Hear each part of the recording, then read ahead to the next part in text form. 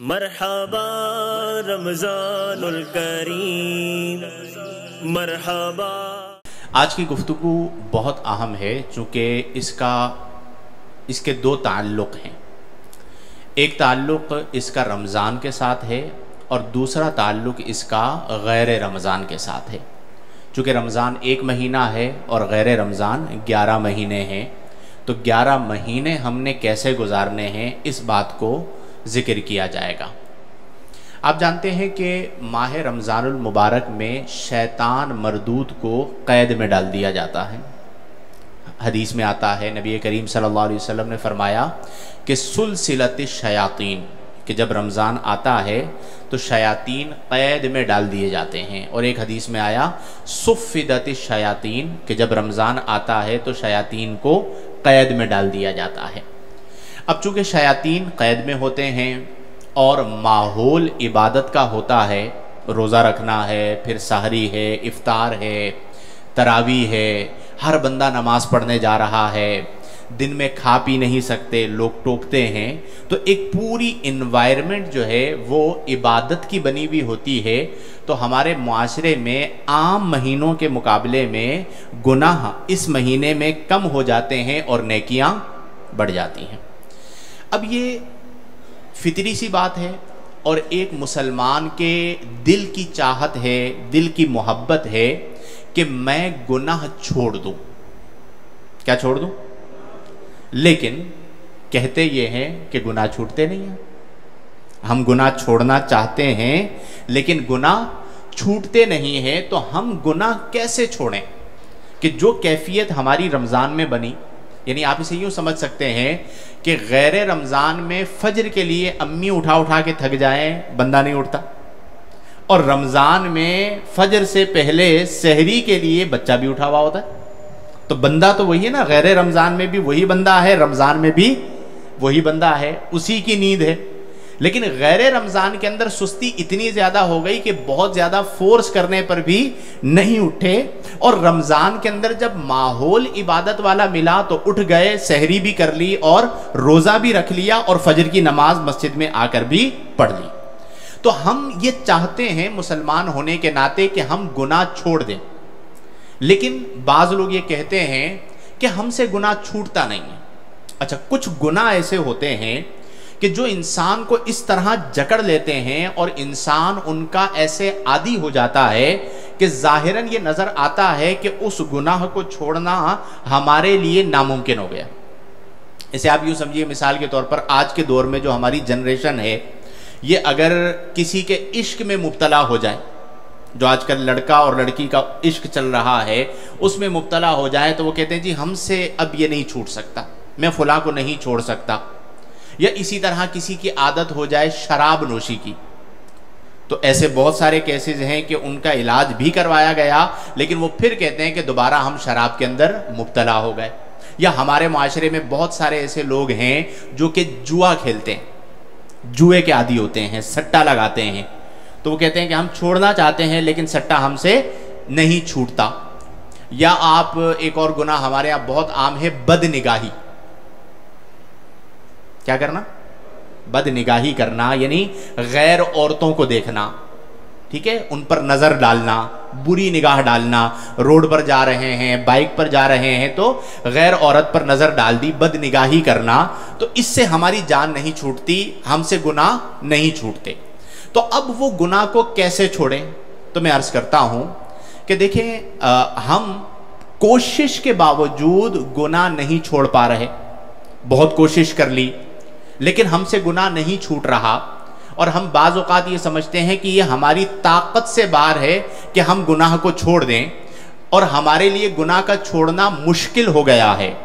تو یہ یاد رکھیں کہ گناہ کا چھوڑنا ہمارے لیے مشکل ہے، لیکن اس گناہ کو چھڑوانا اللہ کے لیے بہت آسان ہے۔ کس کے لیے آسان ہے؟ تو اب ہم سے گناہ نہیں چھوٹ رہا، ہم نے کوشش کر لی، تو ایک بار آپ دل کے ساتھ اپنے رب کی بارگاہ میں دعا کے لیے ہاتھ اٹھائیں کہ مولا میں اس گناہ میں مبتلا ہو گیا ہوں، میں تیرا بندہ ہوں، گناہگار ہوں، سیاہکار ہوں، خطا کار ہوں، تیری بارگاہ میں آیا ہوں، کئی بار توبہ کی، میں نے پھر اس گناہ کا ارتکاب کیا، مولا تو مجھے اس گناہ سے سچی توبہ کی توفیق عطا فرما۔ خدا کی قسم جب آپ رب سے دعا کریں گے کہ مولا تو میرے دل سے گناہ کی محبت نکال دے، تو ایسی کیفیت ہو جائے گی، اللہ ایسا فضل فرمائے گا کہ وہ دنیا کی محبت کو ہمارے دل سے نکال کر اپنی محبت ہمارے دل میں ڈال دے گا۔ اور آپ سوچئے کہ جس دل میں فہیم قادری اللہ کی محبت آ جائے تو وہ دنیا کی محبت میں مبتلا ہو سکتا ہے؟ آج ہمارا المیہ یہ ہے کہ ہم دنیا کی محبت میں مبتلا ہیں اور ہم نے رب کی محبت کو چھوڑ دیا ہے۔ اگر ہمارے دل میں رب کی محبت آ جائے اور ہم رب سے دعا کریں تو اللہ تعالی ہمیں ایسے انوار قلبی طور پر عطا فرماتا ہے کہ وہ جو کیفیت رمضان میں قائم ہوئی ہے وہ غیر رمضان میں بھی قائم رہتی ہے۔ مثلا آپ دیکھیے نا کہ ابھی پیاس لگ رہی ہے، گھر پہ بندہ اکیلا ہے، پانی بھی موجود ہے، اسے کہا جائے پانی پی لو تو وہ پانی پیتا ہے؟ کیوں؟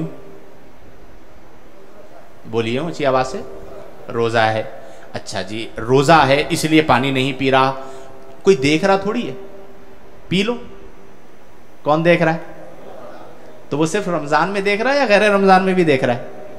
ٹھیک ہے، یہ جو کیفیت رمضان میں قائم ہوئی ہے نا، اس کیفیت کو ہم نے غیر رمضان میں لے کر جانا ہے کہ جب رمضان میں ہمارا یہ تصور ہے کہ ہمارا رب ہمیں دیکھ رہا ہے تو ہم غیر رمضان میں بھی یہ تصور مضبوط کریں تو اس کا نتیجہ یہ ہوگا کہ ہم طبعاً مزاجاً نیک بن جائیں گے انشاءاللہ۔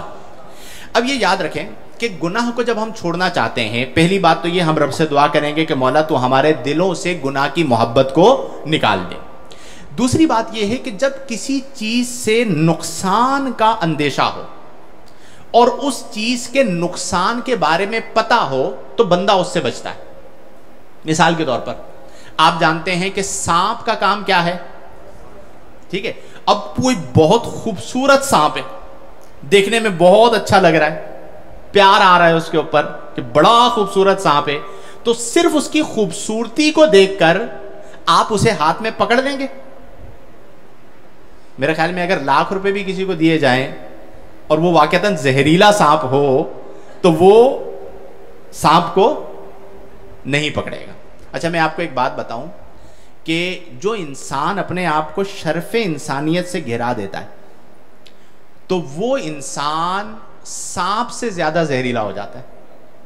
کس سے زیادہ زہریلا ہو جاتا ہے؟ ایک ہوتا ہے سانپ کا زہر اور ایک ہوتا ہے انسان کا زہر۔ سانپ کا زہر جو ہے وہ زیادہ سے زیادہ جسم کو تکلیف پہنچاتا ہے، لیکن جو انسان کا زہر ہے وہ دل کو تکلیف پہنچاتا ہے اور بعض اوقات اس کی آخرت کو برباد کر دیتا ہے۔ تو ہمیں اچھا انسان بننا ہے، برا انسان نہیں بننا۔ اب سانپ کا کام ہے کاٹنا، اور آپ کو پتا ہے کہ یہ اگرچہ خوبصورت ہے لیکن کاٹ لیا تو اذیت پہنچے گی، تکلیف پہنچے گی، تو آپ اس سانپ کو نہیں پکڑتے، اپنے آپ کو اس سے دور رکھتے ہیں کہ اگر اس نے کاٹ لیا تو میرے جسم کی موت ہو جائے گی۔ اسی طرح آپ کو بہترین نیند آ رہی ہے، حمزہ بہترین نیند آ رہی ہے، اور اے سی چلا دیا، کمرے کے اندر اندھیرا کر دیا، آپ 2 راتوں سے جاگے ہوئے ہیں، تو اب اگر اس ماحول کے اندر بندہ سوئے تو وہ بہترین نیند کرے گا یا نہیں کرے گا؟ اب آپ جیسے ہی سونے کے لیے داخل ہوئے تو وہاں پر ایک بچھو چھوڑ دیا گیا، آپ سوئیں گے؟ بولیے، آپ کہیں گے نہیں بہت نیند آ رہی ہے، 2 دن سے نہیں سویا ہوں، کوئی بات نہیں بچھو ہے میں بھی سو جاتا ہوں۔ کتنی بھی نیند آ رہی ہوگی آپ کی وہ نیند اڑ جائے گی، اور وہ نیند کون اڑائے گا اور کیوں اڑائے گا؟ کہ آپ کو پتا ہے کہ میں اگر نیند کے مزے لینے کے لیے لیٹوں گا تو میں جان سے جاؤں گا۔ اب آپ کو خوف ہے کہ اگر میں یہاں پر سویا تو میری جان چلی جائے گی، اس خوف کی وجہ سے جو نیند کا مزہ ہے وہ آپ نے چھوڑ دیا۔ کیوں؟ جسم کی موت ہو جائے گی۔ میرے پیارے دوستو، بعینی ہی یہی حال ایک مسلمان کا یوں ہونا چاہیے کہ گناہ کے اندر لذت ہے، نفس نے کہا کہ غیر محرمہ کو دیکھو، نفس نے کہا کہ فلم دیکھ لو، نفس نے کہا کہ ڈرامہ دیکھ لو، نفس نے کہا کہ گانا سن لو، نفس نے کہا کہ جھوٹ بول دو، نفس نے کہا کسی کو ایذا پہنچا دو، نفس نے کہا کہ غیبت کر لو، کسی کے خلاف سازش کر لو، معاشرے کے اندر انتشار بپا کر لو، نفس نے کہا. لیکن مومن کو فوراً خیال آیا کہ اگر میں نے ارتکاب معصیت کیا تو میری روحانی موت ہو جائے گی، میری جو ذوق عبادت ہے وہ سلب کر لیا جائے گا، میرا جو شوق عبادت ہے وہ سلب ہو جائے گا.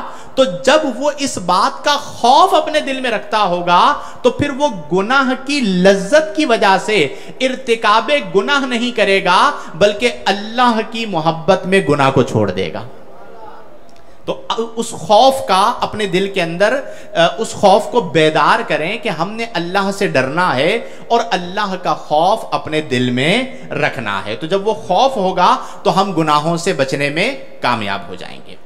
مرحبا رمضان الکریم، مرحبا.